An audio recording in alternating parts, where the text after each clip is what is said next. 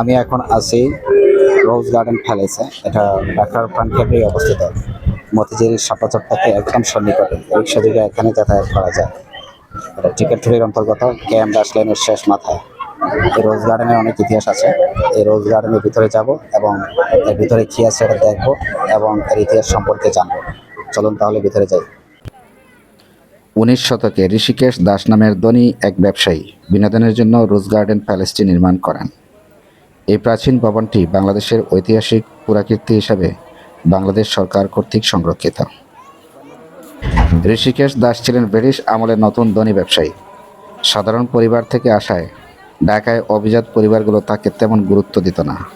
শোনা যায় একবার বলদা গার্ডেনের এক আসরে অপমানিত হয়ে তিনি সেখান থেকে চলে আসেন এবং এই বাগান বাড়িটি নির্মাণের সিদ্ধান্ত নেন। ভবনের নিচতলায় একটি বড় হল রুম আছে, ডাইনিং স্পেস। এখানে প্রায় 22 জন লোক বসে খেতে পারবে এবং 8টি কক্ষ আছে সাইডে ডানে বামে মিলে। এটা উপরে ওঠার সিঁড়িগুলো কাঠের নকশা দিয়ে তৈরি।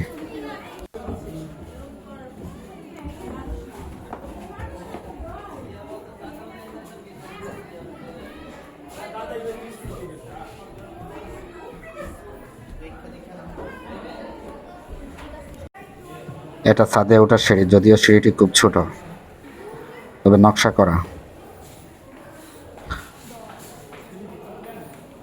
ভবনের উপরতলায় 5টি কক্ষ আছে ডানে বামে মিলে, আর মাঝখানে একটা বড় হল রুম আছে। 1931 সালে পুরান ঢাকার ঋষিকেশ দাস রোডে ঋষিকেশ দাস তৈরি করেন রোজ গার্ডেন, যেখানে প্রচুর গোলাপ গাছ থাকায় এর নামকরণ করা হয় রোজ গার্ডেন। এই বাড়িটি সম্পন্ন হওয়ার আগেই ঋষিকেশ দাস দেউলিয়া হয়ে পড়েন এবং 1937 সালে এটি বিক্রি করতে বাধ্য হন খান বাহাদুর আব্দুর রশিদ সাহেবের কাছে। পরে এর নাম রাখা হয় রশিদ মঞ্জিল। আব্দুর রশিদের মৃত্যুর পর রোজ গার্ডেন মালিকানা পান তার বড় ছেলে কাজী মোহাম্মদ বশির, হুমায়ুন সাহেব নামেই পরিচিত। 1970 সালে বেঙ্গল স্টুডিও রোজ গার্ডেন ভাড়া নেয় এবং এখানে অনেক জনপ্রিয় সিনেমার শুটিং হয়। 1989 সালে প্রত্নতত্ত্ব অধিদপ্তর ভবনটি সংরক্ষিত ঘোষণা করে। পরে আইনি জটিলতার পর মালিকানা আবার ফেরত আসে কাজী আব্দুর রশিদ সাহেবের পরিবারের কাছে। অবশেষে 2018 সালে বাংলাদেশ সরকার প্রায় 332 কোটি টাকায় রোজ গার্ডেন প্যালেস ক্রয় করে এবং বর্তমানে এটি সরকারের মালিকানায় রয়েছে। এই রোজ গার্ডেন প্যালেসের একটা ঐতিহাসিক গুরুত্ব আছে। 1949 সালে এই রোজ গার্ডেনেই পূর্ব পাকিস্তান আওয়ামী মুসলিম লীগ, বর্তমান বাংলাদেশ আওয়ামী লীগ গঠিত হয়েছিল। রোজ গার্ডেন প্যালেসটি তৈরি হয় 22 বিঘা জমির উপর। ভবনটির আয়তন প্রায় 7,000 বর্গফুট এবং উচ্চতা 45 ফুট।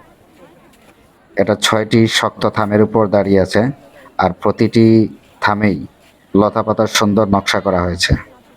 প্রাসাদের নকশায় গ্রিক স্থাপত্য শৈলী ব্যবহার করা হয়েছে। ওই যে সাদা ভবনটি দেখা যাচ্ছে, এখানে বেঙ্গল স্টুডিওর নাম আছে, আর লাল ইটের তৈরি ওয়াশরুম আছে। দর্শনার্থীরা এখানে এসে প্রয়োজনে সেটা ব্যবহার করতে পারবে।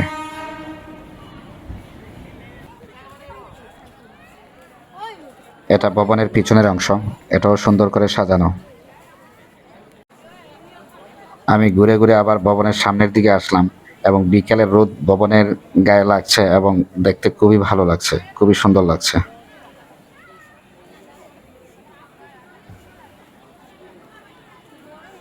রোজ গার্ডেনে আসলাম অথচ কোনো রোজ দেখতে পাবো না, এটা তো হয় না। শেষ পর্যন্ত পাওয়া গেল একটা রোজ গার্ডেন।